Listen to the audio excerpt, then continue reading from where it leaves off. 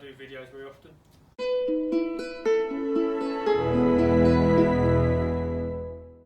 Hello Gregory. Right, welcome to this video. It's a carry on from the 48 Pro versus Honda series videos that we're doing. He's a numpty. So if you don't know, this is Jay from Facebook. If you're in any of the Facebook groups, Pro Gardeners UK, Lawn Care Legends, you will know of him, I'm sure. Yeah. If you don't, you've been living under a stone. Yeah.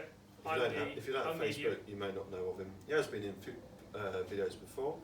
So we're just comparing Honda to Hayter, the battle of the ages in a few hundred. Well, no, I hope there's going to be some Honda watchers on here.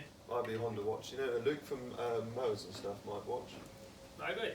He likes a Honda, mainly in bits, but he likes a Honda. Well. So Jay's a Honda fan. I'm Hayter fan, as you may know from my previous videos. So again, brand new 56 Pro came out this year, released at Soltex. Honda, it's been around quite a while. So we said this is a 2012 model. 2012, 2019, and we'll just go through a few differences. Right, so 21 inch. 21 inch cut, 22 inch cut. Which is going to be the winner at the end of this?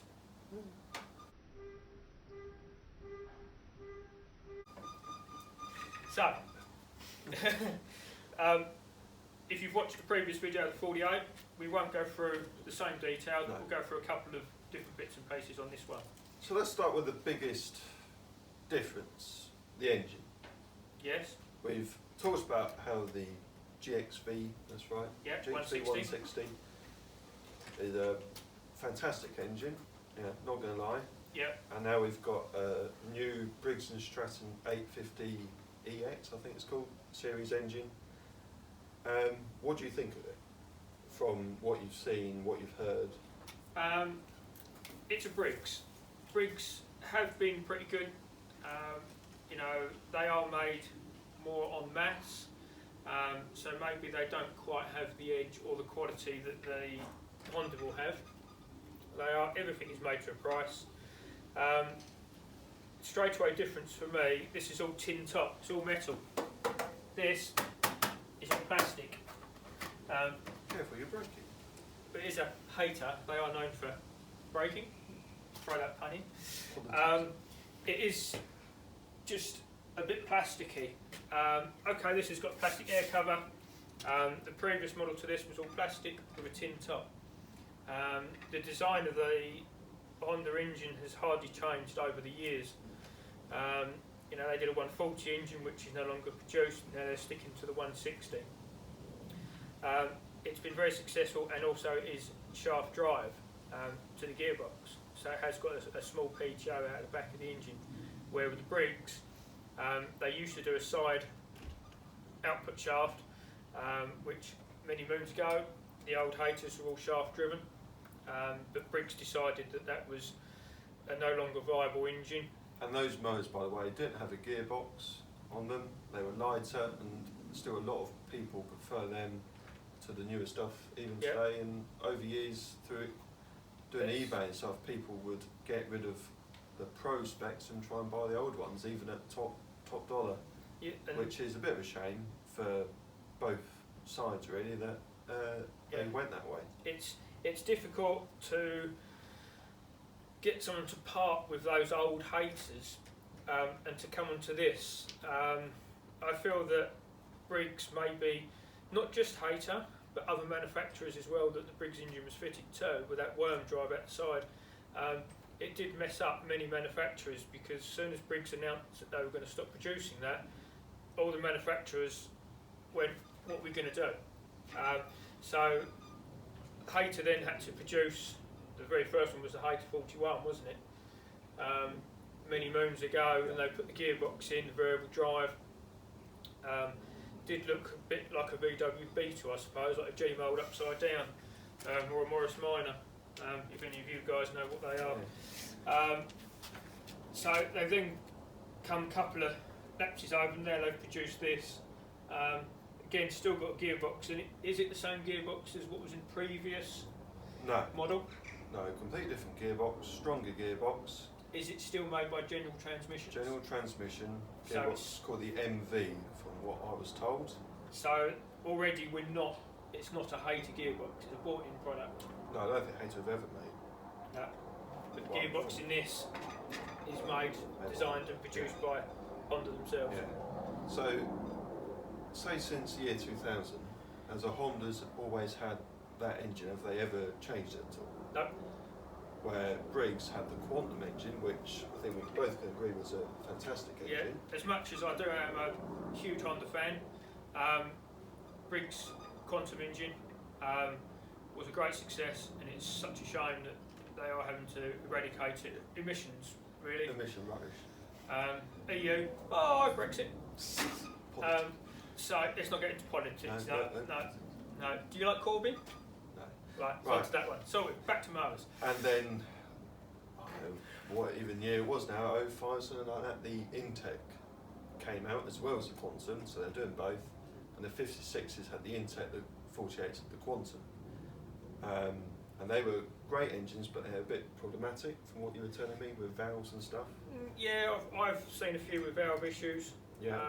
But basic principles are the same as the Quantum. The Quantum was a side valve engine. The Intec was then the overhead valve engine. Still a good machine, still good fuel efficiency. It was fairly reliable, but was never as popular as the Quantum. No. And then 2010, when Hayter first did the Silver Pro, they had the 850 series engine, and now they've done this EX version, which is supposed to be more commercial. Does it have a cast iron sleeve? Because a lot of Cast iron sleeve, I think. Yeah. I remember the old Briggs having the IC engine. The good thing with the previous spec, which the Honda has, is you could just quickly take the recoil off, change the rope if you ever had to. Now they've put another cover on it. Bit of a shame. But the thing I'm not keen on is plastic carbs, which Briggs are going to, and I've only heard problems with them. So, seems a bit daft, a bit stupid, a bit cheap. But I also think that engine looks cheap. All that plastic, it makes you think, what's it covering up? yeah, You talk about the recoil.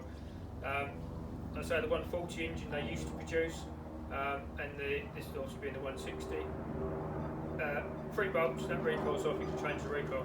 That, you've got to have a toolkit just to get the thing to pieces. Screwdrivers, 3 clips. screws to get that off, and even that isn't straightforward itself. You've got to take that bit off, the silver bit off first, Okay.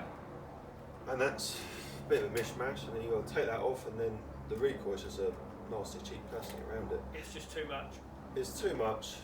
The good thing that they've done is air filter is quite well sort of protected, fuel tank, nice size opening.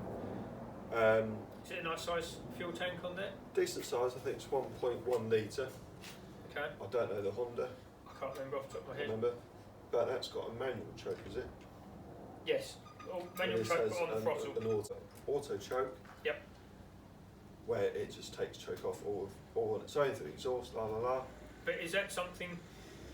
Auto chokes are coming out. I know that the Honda overhead cam engine, they have suffered from issues with the auto choke on them. It's something to do. The other pros that don't have The 41, auto choke, 41, 48 Pro both have manual choke. they're both manual choke. So that's Okay. good. Where the Honda HRX and stuff, I think they had auto choke, Something like that. something like that. Yep. So sometimes they're good, sometimes they're bad. I've always touched wood, had good luck with them. Some people haven't, and sometimes you're there pulling 10 times before it starts. But anyway, that's another thing. So they are quite fuel efficient, but again, it's all revs and how much power have they actually got. So I do feel grass box for the even though that's a 22-inch cut, this is a 21. What size grass box have you got? that's a 80 litre. Do we know what size this is? I think 83. And I think the It certainly wheelbang looks was bigger. 85.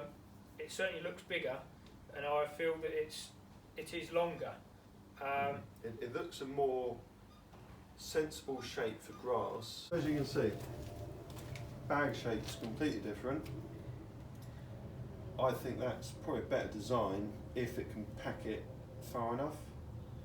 Where Hayter's always got to throw it up and build upwards. Yeah, it's definitely a huge height difference there.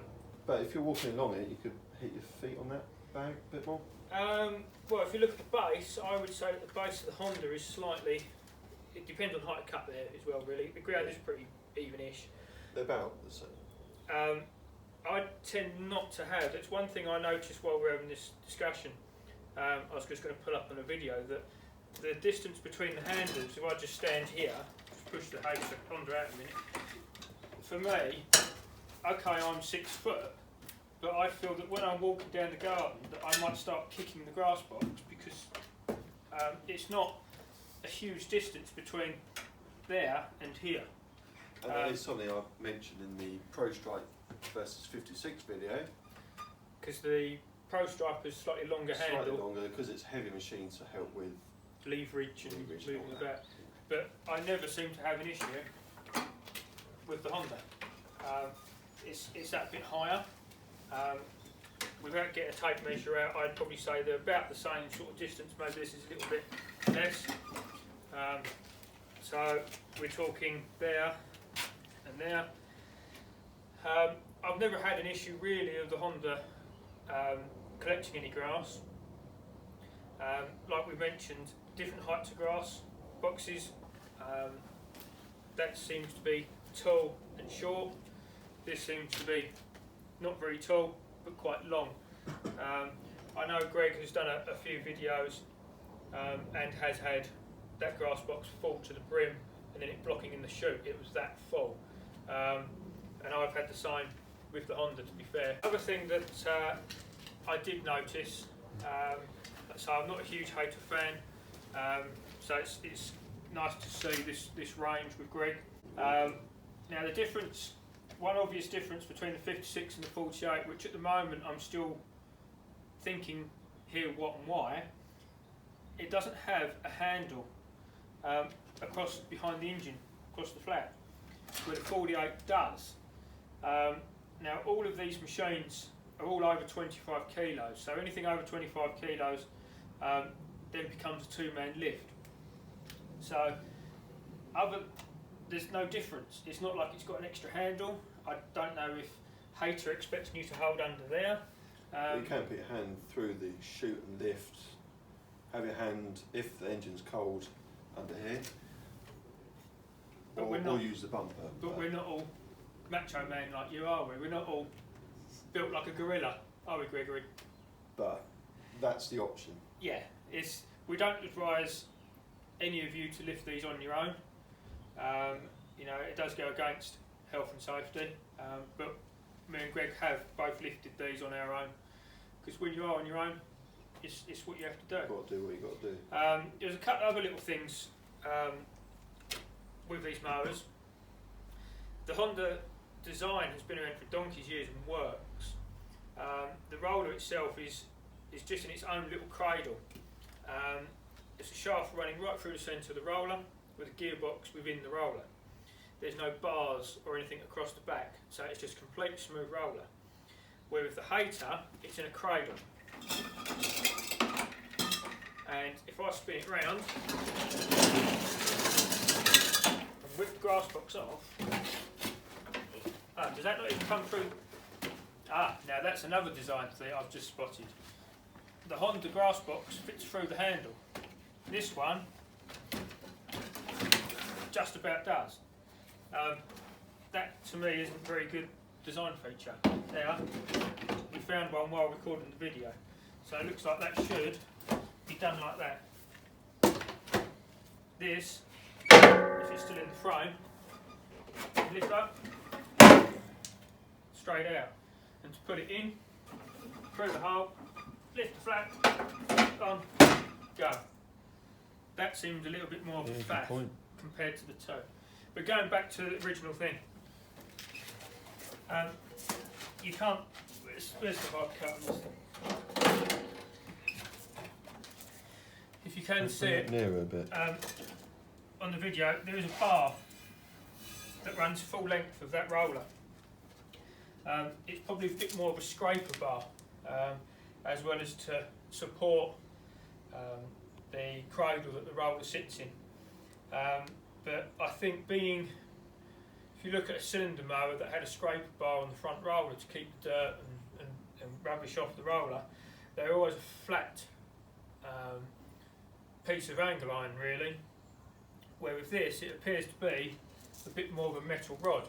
So if that roller's turning, this will pick up rubbish on the roller. Even though it's smooth, it'll still pick up debris and things like that. With this being a ribbed roller, it's probably more likely to get a bit more, and with that being round, it's just going to jam up. I don't know if you've had any issues, Greg, with it really jamming up hard and getting stuck. Yeah, I've had it clog up once or twice. So Greg was looking behind the phone. Oh, fine again. Once or twice, but I noticed it was getting hard, so I was pulling it backwards and it unclogged. And loads of other people that I've heard on social media have had that problem where it clogs up. And I can't remember that ever happening with the previous mowers, which had a square tube behind it. Why they went to round, I've no idea. Possible cost cutting? Could be. Slightly smaller? Could be. Could well be. Never. So, and from what I understand, they are working on that. The other thing that... But you would have thought that would have come up in testing. They claim to have tested these mowers in all conditions. Yeah. And... We didn't get to test them though, did we? Well, I think there's all different laws involved. But yeah, ideally they should have given commercial guys them to test for a good season and abuse them, and... Especially as we use them every day. Yeah. Use and abuse. Not use them in the field. So, yeah, it's a shocking they didn't come up. It's the same on the 48 and the 41, but say if you can feel it slowing down, just put it backwards, scrape it or whatever, but it's something you shouldn't have to do. No. The other thing I've noticed while being on my hands and knees, it's something obviously Hayter can't get away from, and they've got a plastic cover. I guess there's a chain behind this cover, Greg? Yeah. Again, they've got this plastic cover. There's no chain or anything on the Honda Pro. It has got plastic covers on the sides just to protect the sides of the roller, but it is all metal. The other thing with the Honda, it has proper sealed bearings. Looking on this, it just has a plastic bush, which is supporting that extra weight that doesn't actually have. But this plastic cover, I'm already feeling, you guys that have had previous Hayter models, where we were saying about the worm drive, there was still a chain in the side, and already the underside of this cover is all scratched up. So I don't think it will be long until Greg has worn through that, then allowing dirt in to then get dirt on the chain, and then wear the chain and sprockets out. Yeah, it does seem a bit of a and it's extremely silly design, low. but they are quite cheap to repair and they are quick to replace. Even at that height, I can only just about get my fat fingers underneath it. But also, while feeling, there's not much room between the bottom of the roller and the cradle it's sitting in. So if you're to run this machine, say along a path, or if there's a path here, or block paved or something like that, which is slightly raised, you'll probably find that the roller cradle might bottom out. It is actually, feeling it is 100% lower than the edge of the deck, so you're going to catch that before the deck. So maybe that could be addressed. I remember when they released these at Soltex in 2018, wasn't it? First thing, because I've replaced a lot of the side covers on the previous models, it was one of the first things I went to go and look at, and I wasn't convinced then. And now Greg's used this for a fair bit of time now. I can see it's going exactly the same way as the last lot. Yes, it's, as Greg said, it's cheap to replace, but why would you want to keep replacing it? Say that costs a £5 and you're putting 2 of them on a year because you're a commercial user. The Honda doesn't have it.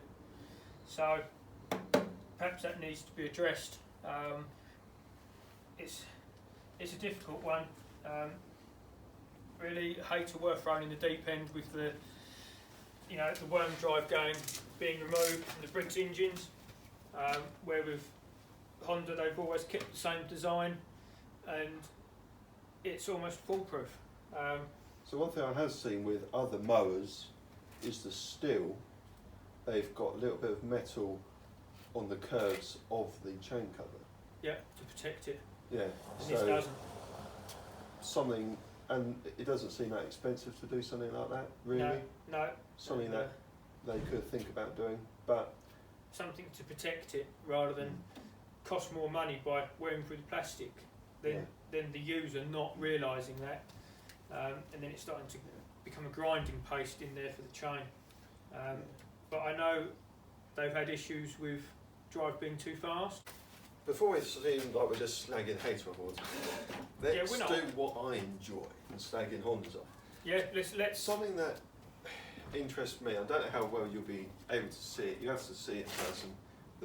The bearings on the end of the roller are exposed to someone else, just can get mud and other rubbish in there, just wear them out. No, because they're a sealed bearing. The seal bearing. It's two bearings. Sorry, it's got an outer shell and inner shell, and it's got a rubber seal between the two.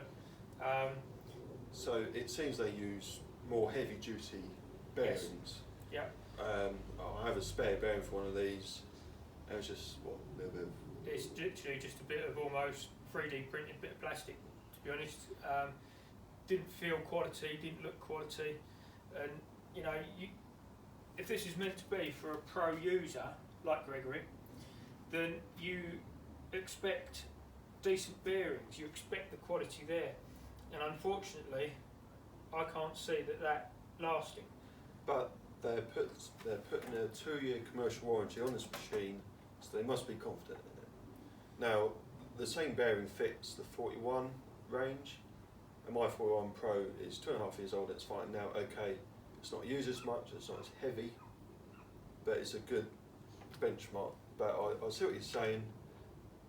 Hayter, you know, it's sort of like Rolls Royce. You think it's English, you know, best of the best sort of thing. To be fair, both of them, Hayter and Honda, if you ask anyone what mower would you prefer, 9 times out of 10 they're going to say one of the home brands.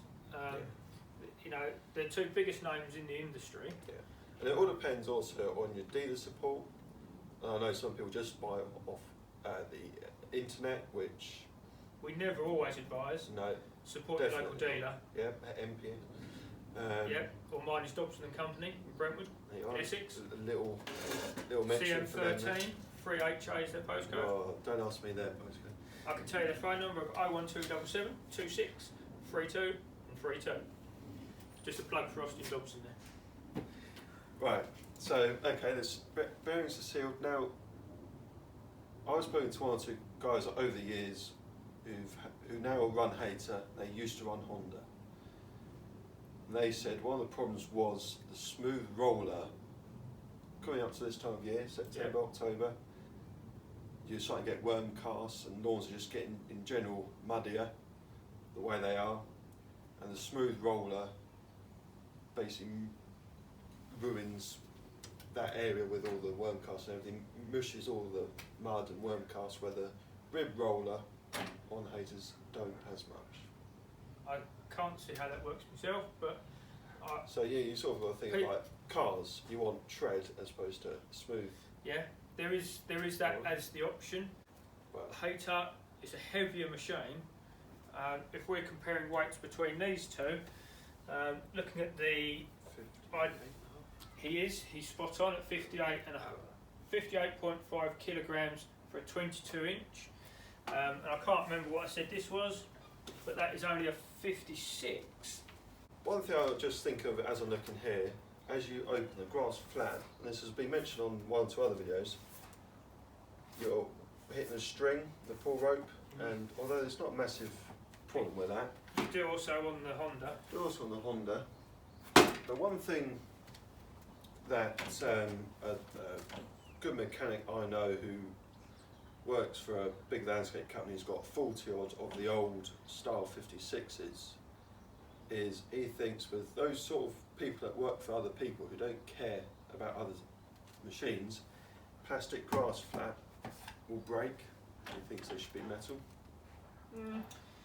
But that's his sort of opinion. But one thing I have noticed with these is the edge of this support brace here. If you go around borders and stuff, bushes, hedges, it can catch bits and make a bit of a mess. It is quite a large hole for something to get in there. It's not so much in the hole, it's more in this bottom bit here. It just catches stuff, and looking at Honda, there's not really much to catch. No, the Honda is really tucked in against the chassis. The chassis is not as wide at the back as the 56. It's probably something to do with the chute on that, because they want as big a chute as possible to get that grass. Well, the chute's quite narrow, really. Perhaps that's one of their downfalls. They need to make a wider chute, because there are problems there. But in terms of efficiency, this engine probably is more fuel efficient. You've got a wider blade, wider roller. But we're only talking an inch difference between an the inch two. difference, but an inch makes a difference. Well, so you know, yeah, and you've got the wash port, which is a fantastic thing to have on a lawnmower. which this doesn't have. No, see, Honda haven't thought that, but yeah, But Honda, again, they might bring one out. But I will say Honda doesn't need it, because it doesn't get dirty and block like the Hayter does. Well, debatable on that one, because I have used Hondas before, and they do clog. There isn't a mower that doesn't clog. I agree on that one. So I think it's, in terms of length, they're more or less, with the drive bar engaged. We're probably only talking about 4-inch The difference. frames are the same length, but because Honda have this hinge part here at the back, which sticks out, can hit you where you don't want to be hit. If you're that well endowed, yeah. I don't have that issue. Well, it's not brilliant, where it's more comfortable on the Hayter setup. So, yeah, we can't really say one's massively better. We know the engines are different, the wheels, drive system. So, one thing you were going to mention, or we're going to say, is how quick they are. Yeah, the HID is slower than the Honda Pro. I haven't run the two of these side by side, but like Greg said earlier, we will have a mow-off or a collectathon. Collectathon, yeah. A hashtag. And we will run them side by side at his manor house and try and see which is fastest, who can cut and collect the grass quicker than the other. It'll be. I don't think anyone on YouTube has done that yet. No, I haven't seen any videos in this country comparing two different mowers like this. Also, I've done the Pro Strike in this video, which the Pro Strike came out on top, so that will also be in that video. I'll just stick to the Honda Pro because I know it'll win. Yeah. So there's no point doing the video, is there? Really? Oh, well, there you are. But yeah, it's definitely going to be interesting to see in a few years' time if this adapts at all, if Hayter are listening, which I think they are, hopefully. How they are in a few years' time, see what they do change if they do, and see how long they last. Because that's the thing with the old ones, the drive system might not even last a year. Depends when you buy it. And now they've got a complete new drive system in this, which seems fairly bulletproof, to be fair. So. And yet these are bulletproof. In my opinion, been around. I've got a couple of. Well, I think you said in another video, you have to repair them every other year. Every couple of years, So, but the gearbox is repairable. That is replaceable. Yeah.